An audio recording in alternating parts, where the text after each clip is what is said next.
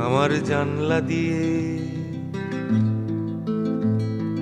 জানলা দিয়ে একটুখানি আকাশ দেখা যায়, একটু বর্ষা, একটু গ্রীষ্ম, একটুখানি শীত।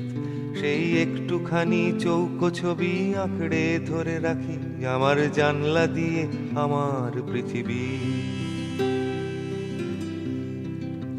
সেই পৃথিবীতে বিকেলের রং হেমন্তে হলুদ, সেই পৃথিবীতে পাশের বাড়ির কান্না শোনা যায়।